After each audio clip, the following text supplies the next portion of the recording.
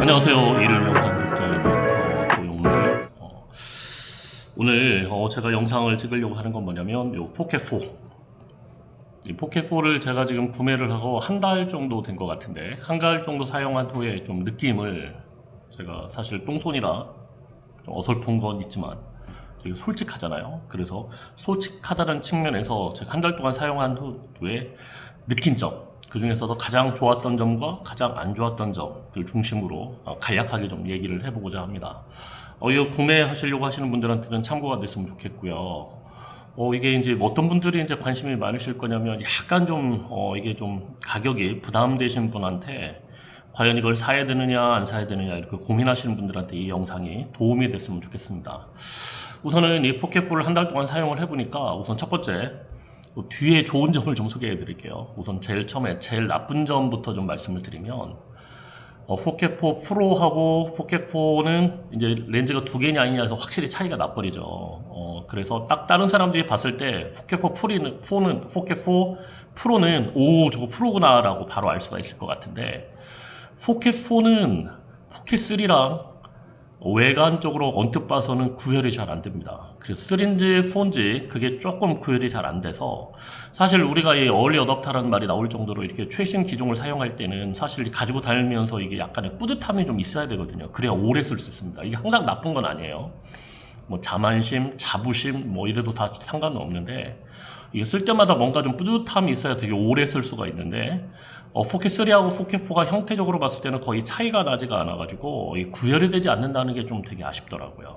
나는 포켓4를 쓰고 있는데 이런 생각이 있는데, 그래서 그 점은 조금 아쉬운 점이고, 그래서 이제 내가 좀 다른 사람을 의식을 한다. 그리고 다른 사람한테 보여지는 것이 나한테는 굉장히 좀 의미가 있다. 그리고 그런 쪽에 좀 민감하다. 이런 분들은 조금 고민을 한번 하셔서 아예 그냥 프로를 사셔가지고 구별할 수 있게 해주시면 좋을 것 같고요.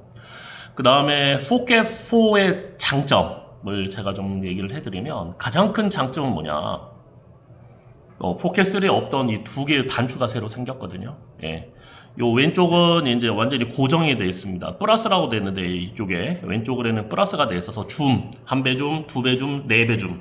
이거 빨리 필요할 때 이제 이걸 활용할 필요가 있어서 이렇게 되어 있고, 또 하나는 이제 이게 설정 버튼, C라고 되어 가지고 설정 버튼이 있는데, 이걸 두 가지 방식으로 설정을 할 수가 있거든요. 한 번 눌렀을 때, 두 번 눌렀을 때 설정할 수 있는데, 저 같은 경우는 한 번 눌렀을 때는 제가 제일 많이 사용하는 이 줌인, 줌아웃. 그렇죠? 그걸 바로 전환할 수 있게 위아래로 갈 수가 있고, 틸팅도 되고, 한 번 누르면 줌인, 줌아웃 설정을 해가지고, 저는 이렇게 영상 같은 걸 자주 찍고 자연을 많이 찍기 때문에 이게 줌인, 줌아웃 하는 게 상당히 좀 필요하거든요. 그러면 예전에는 이게 콕 눌러가지고 계속 들어갔다 나갔다 했는데, 설정을 해놓을 수 있어서 굉장히 좋다.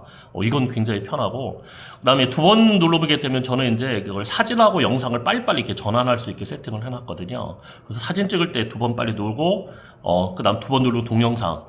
그렇지 않으면 눌러가지고 계속 해야 되는데, 그것도 괜찮은데, 하다 보면 좀 영상을 좀 빨리빨리 찍어야 돼서 이거 지금 놓아야 될 것 같은데 이럴 때가 있기 때문에, 저는 이 두 가지 방식을 설정을 했습니다. 그래서 저는 포켓4를 지금 한 달 사용하면서 좀 3하고 구별되지 않는 외형은 조금 아쉽긴 하지만, 이 두 가지 단추가 있어서 되게 좋다라는 점, 그리고 설정이 되게 좋아서 이전보다 훨씬 더 편하고 빠르게 접근할 수 있다는 점, 예, 이게 상당히 좋고요. 그 다음에 카메라를 처음 켰을 때 굉장히 빨리 구동이 됩니다. 물론 포켓3도 빨리 구동되긴 했지만 됐고, 화질도 저는 나름대로 상당히 만족하고 있어서 저는 상당히 좋은 것 같고요. 그 다음에 이제 두 번째로는 어떤 점이 좋냐, 이게 저는 이제 포켓4가 나오면, 프로가 나오면 하나 더 살까도 고민을 잠깐 했었는데, 저는 그냥 이것만 살 거거든요. 왜냐면 이게 가지고 날 때 되게 편해야 됩니다. 기동성이 되게 좋아야 되는데, 이렇게 딱 되죠. 그러면 그냥 요거 이제 외부에서 구매를 하는 건데, 이렇게 해가지고 그냥 넣은 다음에